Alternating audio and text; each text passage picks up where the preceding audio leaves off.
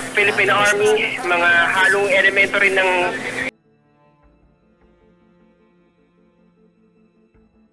Noong November 29, 2007, isang pangyayari ang gumulat at yumanig sa kasaysayan ng Pilipinas nang pinangunahan ni na Senator Antonio Trillanes IV at Army Brigadier General Danilo Lim kasama ng 30 iba pang mga sundalo na may mga armadong gwardya na nilitis para sa 2003 Oakwood Mutiny. Sila ay lumabas ng korte at nagmarcha patungo sa Manila Peninsula Hotel sa Makati, ang financial hub ng kabisera ng Pilipinas na Manila. Kasama nila ang dating Vice Presidente na si Teofisto Ginggona Jr. na tinawag ang pagtitipon na bagong EDSA. At kasama rin nila ang iba pang mga tauhan ng militar at sibilyan na may mga dalang M16 o M14 rifle. Ang mga sundalo na ang ilan sa kanila ay may bitbit at nakasuot ng mga bandila at Pinang Magdalo ay nagmarcha patungo sa Makati Avenue at inukupa ang ikalawang palapag ng hotel.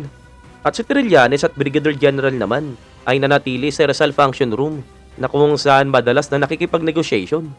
Noong araw na yun, ang Pangulo na si Gloria Macapagal Arroyo ay tumawag ng isang emergency cabinet meeting sa kanyang pagbabalik sa palasyo ng Malacanang sakay ng isang helicopter sa gitna ng mahigpit na security. Si Novaliches Catholic Bishop Antonio Tobayas, Infanta Bishop Emeritus, Julio Labayen, Jimmy Regalario ng Kilosang Makabansang Ekonomiya, Father Robert Reyes, at dating Pangulo ng University of the Philippines sa si Francisco Nemesco ay sumali sa grupo na Trillanes. Habang ang Executive Secretary naman na si Eduardo Ermita at Presidential Spokesperson at Press Secretary ni Ignacio Bonye ay nagmamadaling bumalik sa Malacanang. Habang nagkakagulo, sinara na nga ng PCG o Presidential Security Group ang palasyo habang sinisecure naman ng tropa ang North at South Luzon Expressway. At hindi nga nagtagal, lumitaw ang isang website na nagpayag kina Lima Trillanes bilang mga pinuno ng kudeta. Si Trillanes at General Lim kasama ng mga sundalo ng Magdalo, ang kanilang mga gwardiya at mga tao ay nagsimula na ang magmarcha patungo sa Makati Triangle. At nung araw nga na yun, nakikita natin ang pagkakaroon ng isang mapangarib na konsepto na kung saan ang mga armadong puwersa ay utang na ngayon ng kanilang pangunahing allegiance at loyalty sa mga pansamantalang gumagamit ng authority ng executive branch ng government kaysa sa bansa at konstitusyon na kanilang sinumpaang protektahan.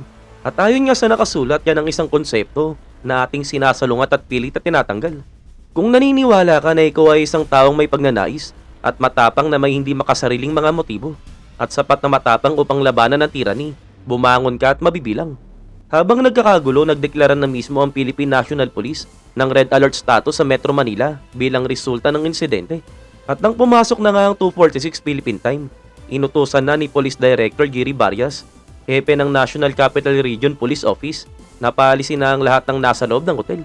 Si Mariano Garchi Torena, ang Manila Peninsula Public Manager, ay sinabi na walang problema kay Trillanes at sa kanyang mga tauhan.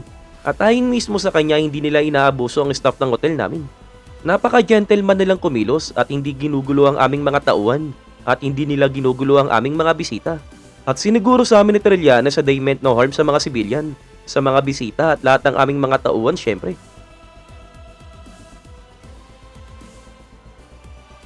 Ang Sandatahang Lakas ng Pilipinas ay nagpadala ng hindi bababa sa 3 batalyon ng infantry na binubuo ng humigit kumulang 1,500 na sundalo sa Makati upang durugin ang pag-aalsa. Sinabi mismo ng Philippine Marine na tapat ito sa chain of command at tutulong sa pagsugpo ng rebellion. Nagpadala rin ng Marines ang 3 armored personnel carrier at 2 truck ng tropa sa Makati upang suporta ng mga unit ng pulisya at militar sa lugar. At si Judge Oscar Pimentel naman ng Makati Regional Trial Court ay naglabas na rin ng warrant at sinabi ni Director Barrios na ang pag-aresto ay gagawin sa alas 3 ng hapon. Binigyan ng PNP sina Trillanes at Lim hanggang ngayon para sumuko habang pinapaalis ito ang mga bisita at tauhan sa loob ng hotel. At habang lumilipas ang oras, ang planong pag-atake na ito ay natigil ng hanggang 3:58 PM.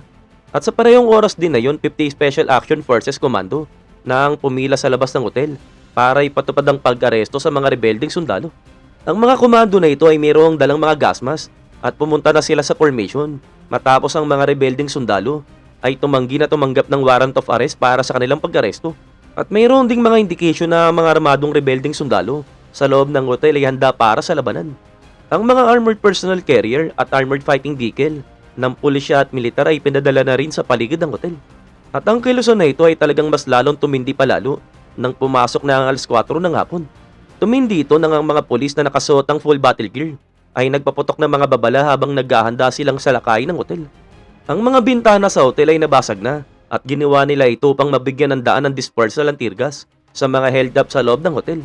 At pagkatapos ito, dito na narinig ang palitan ng putok sa pagitan ng militar at mga rebelde. Makalipas naman ng ilang minuto, mga 4:30 PM, dito na tumigil ang putukan at tumapila na mismo si Bishop Julio Halabayan. Napakiusap huwag niyong salakayin ng lugar para walang masaktan. Pagpasok naman ng 4:37 PM, natrap na sa hotel ang iba't ibang TV at radio crew, gayon din ang iba pang mga media personnel. Habang umapila naman ang palasyo sa media at publiko na lumayo sa Makati. Ang AFP ay pumasok sa lobby ng hotel mga 5:10 PM, kasama ang mga sundalong lumusob sa loob.